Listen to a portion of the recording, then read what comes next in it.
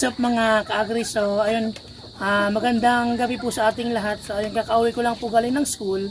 Tapos ayun, meron tayong follower na nagtanong kung gaano ko daw ba ka-tested ang product ng Battlecock or yung mga produkto ng mga Battlecock tulad ng Bitmin Pro, Egg1000, Premoxil at yung other products nila. So yun po sa nagtatanong na follower natin yung gaano ba ka-tested or kasubok na ang product ng Battlecock. Ito po yung sagot ko sa inyo.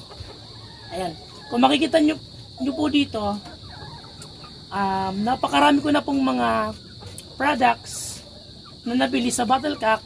Maliban pa po dun sa mga sachet ng Bitmin Pro, ng Premoxil na mga nabili ko. At katulad po ng mga product, katulad ng El Toro, Bitmin Pro 357 na hindi ko naman po nasisave yung mga lalagyanan ng mga vitamins. So, kaya hindi po nakakasama sa collection natin. So, ito po yung sagot ko kung gaano ka-tested. Ito po yun. So, kung hindi ko po tested at hindi ko subok na epektibo ang Battlecock, hindi pa ako bibili ng ganito karami. So, ayun, kung makikita nyo po ako kasi ay breeder, ibig sabihin po, nagpapapisa ako ng mga itlog.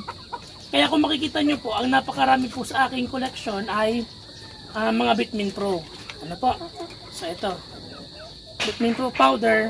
Ito po yung mas marami sa collection ko ng lalagyanan ng mga product ko Battlecock.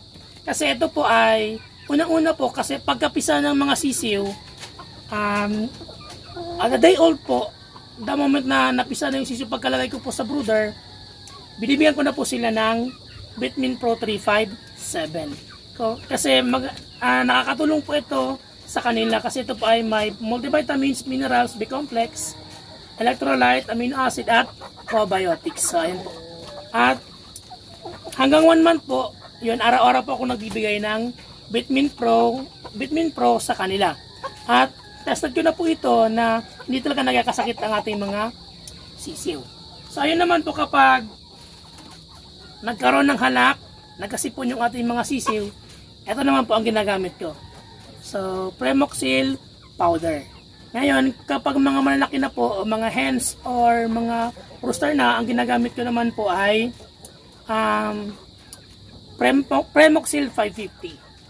Then, para naman po sa magandang kalidad ng itlog at tuloy-tuloy na pangitlo, ang ginagamit ko po ay Egg1000. So ito po, nakakapagpataas ng similya ng ating mga hens. Ayan po, at ayun, tinutulungan po sila para hindi sila magkasakit at pumayat yung ating mga hens. Then ito po ang ginagamit ko naman po El Toro para sa ating mga rooster. Para po bumuka yung katawan at mataas yung similya, maganda yung tubo ng kanilang mga balahibo. Ayan po, at syempre muscle enhancer po ito. So, sana po na nasagot ko yung katanungan ng ating follower na nagtatanong kung gaano ko ba kasubok or gaano ko katested itong ating mga produkto ng Battlecock. So, maraming salamat po sa lahat ng sumusuporta at yun lamang po, and God bless.